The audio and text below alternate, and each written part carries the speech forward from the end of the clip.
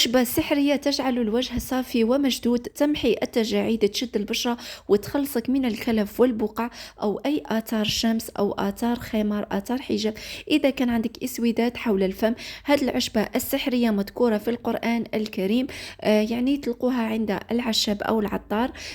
يعني ممتازة، تبيض وتنقي البشرة من أول استعمال. سبق وشاركت بها بزاف وصفات في قناتي، والحمد لله كانت من الوصفات الناجحة، واليوم جيت نشاركها معكم باش حتى نتوما تجربوها. هاد العشبة أيضا تخلصك من الطاقة السلبية. إذا كنت تعاني من سحر تشويه الجمال أو الحسد أو العين، ننصحك تجربيها وتغتسلي بها وتغسلي بها وجهك، وراح تشوفي بشرتك راح تنورها بإذن الله، لأنه كما قلت لكم عشبة مذكورة في القرآن.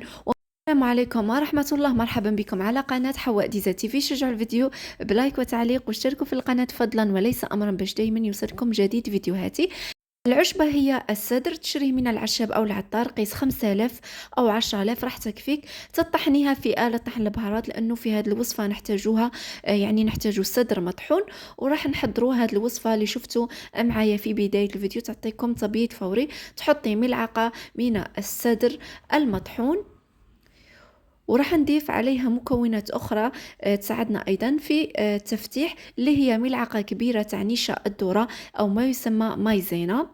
الصدر أيضا كما قلت لكم ممتاز للاغتسال، تغتسلوا به، راح يزيل الطاقة السلبية أو أي عين، يعني راها فيكم عين ولا تحس روحك دايما ثقيلة كارها، نصحك اغتسلي بالصدر، وإن شاء الله بإذن الله راح تنفعك.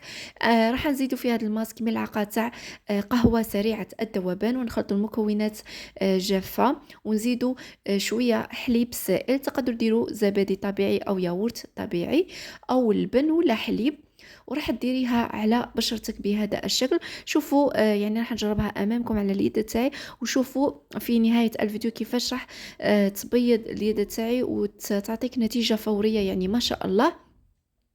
ديروها على بشرة تكون نظيفة خالية من أي مكياج أو كريمات، تخلوها مدة 20 دقيقة ولا نصف ساعة حتى تنشف. بعدها اغسلوها بحركات دائرية، ومن أول مرة تلاحظوا إشراقة ونضارة في بشرتكم، يعني ولا أروع. خاصة اللي عندهم كلف أو بقع أو يعني تسبغات عميقة، لازم يداوموها باش يعني تصفي لهم بشرتهم. وجربوها حتى قبل رمضان باش تصفي بشرتكم وتستغنوا عن المكياج، يعني كما على بالكم رمضان ما نديروش فيه مكياج. شوفوا بعد ما راح تغسلوها، شوفوا راح تمسحوا بشرتكم وترطبوها بأي مرطب عندكم، ضروري الترطيب لأنه الصدر صح يبيض ويغسل البشرة لكن ينشف، لهذا لازم ترطبوا. أنا رطبت فقط بمرطب نيفيا، تقدروا ترطبوا بأي مرطب عندكم. جربوها وشاركوني تجاربكم. مع السلامة.